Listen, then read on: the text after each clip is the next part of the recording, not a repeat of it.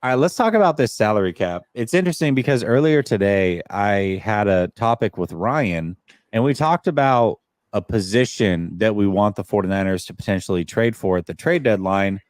Not necessarily a player. I think it's too early for that, but just a position. So we gave our positions and what have you. And then after the show's over, I saw that Lynch had talked about the salary cap and what their plans are with this extra money.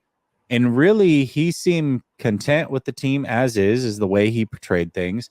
And mostly they want to roll over as much money as possible next year. Now, looking at things, the 49ers are going to be roughly around 23 million over the cap as it sits now with some of their reworked deals, but you can roll money over. So just to explain it quickly, let's say the salary cap is a flat 200 million and you spend 180 million this year. That means next year, if the cap stays the same at 200 million, because you spent 20 million less than the allotted amount, you can go over the cap essentially next year by 20 million. You have 220 million dollars to play with, where other teams would have the standard 200 million or whatever it was that they rolled over from the year prior. So the 49ers, with the projected cap, seem to be about 23 million or so over the cap next year.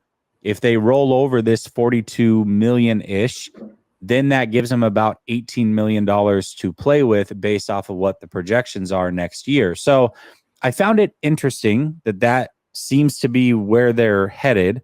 Not necessarily a bad decision. I do like the decision. Then he was asked about would they make a deadline deal, and he basically said, hey, we're always going to be interested, but it doesn't look like they're in a position to want to spend a ton of money for potentially a lopsided deal because they want to roll money over. What did you think about John Lynch talking about the salary cap and what they plan to do with it?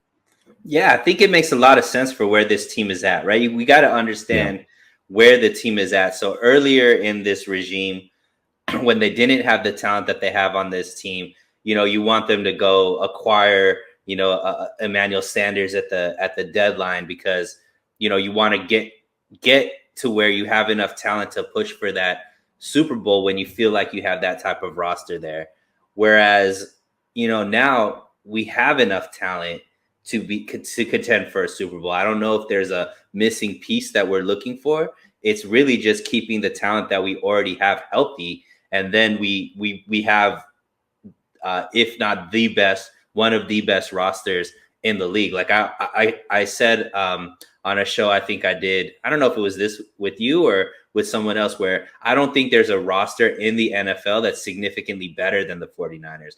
There's going to be rosters that are similar, but we'll never have a roster where we are out talented as long as this team stays healthy. So it makes a lot of sense. They went out and they made every single one of their stars one of the highest paid at their position.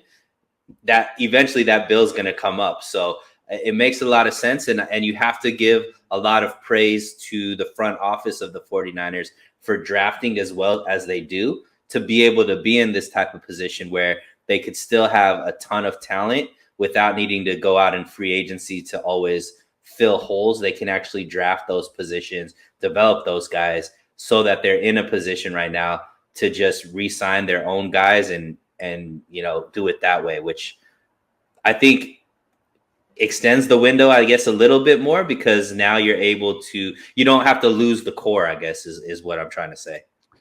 Yeah, it's interesting because so when we knew that Bosa was signed, immediately we heard that they reworked the deal with Armstead and Kittle. And I immediately threw out a tweet and said, I don't like this at all. Like, I don't like kicking the can down the road on guys that are 30 plus unless you're front loading the hell out of Bosa's deal. Well, come to find out, they didn't front load the heck out of his deal for this year. However, they kind of are by rolling this cap over. It's effectively the same exact thing that they're doing. They could have taken that same money and paid Bosa up front and saved it later on, or they could roll it over to next year and use it then. Effectively, they're doing the same thing. So I have zero issue with it. It is something that has to be done. They are staying financially responsible, which is a very, very good thing. We've seen teams like the Saints not be able to keep their cores together, maybe as long as they would have liked to, because of financial decisions and not kind of thinking things through as they could.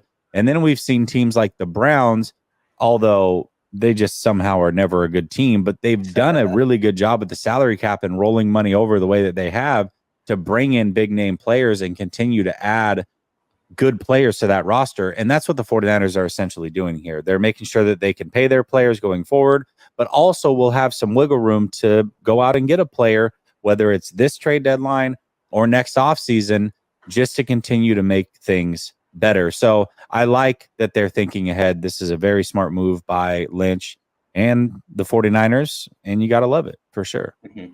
And we know that there's contracts coming up in the next couple of years, right? We know Ayuk next season. In a couple years, Purdy's gonna, take probably most of the cap at that point if he continues on the trajectory that he's on. So, I think the biggest thing is understanding when Lynch said they're always managing the cap 3 years in advance, right? So they take it by 3-year windows. I think that was the biggest takeaway that I took. Is it makes a lot of sense because we're always like seeing that the cap hit's about to hit in that third year type of thing. And now this next year would have been that third year of some of those bigger contracts, right? That where it escalated big time. And now they're readjusting that to make sure that they could cover that next season. Yeah, absolutely. Tinker, I don't see a super chat from you, brother, but I appreciate you attempting. Zach says, not anymore to Gammon. It's a competition. Not the highest paid, but then Gammon says, Zach is a fan of Highlander, I see. So you guys are just going at it. That's fun to watch. Let's see. Somebody, where's he at? What did Mike say? Mike said, I'm the Javon Hargrave of content creators. I'll take it. I will definitely take it. Although that means if Shannon Sharp is trying to talk about me as a content creator, he would call me Jerome Hargrove. I don't know how I feel about that. Maybe not the compliment that you thought it once was, Mike, before you sent that, but I'll still take it. I will definitely take it for sure. All right. Well, Shannon, anytime Shannon gets your name wrong, that means you're something. Oh, that means you're all right. Because all right. He's also Mr. LeBron James, LeBron. So it's like, so if you getting your name pronounced wrong by Shannon, that means you've made it. All right. Well, then, according to Mike, I am the Jerome Hargrove of content creators.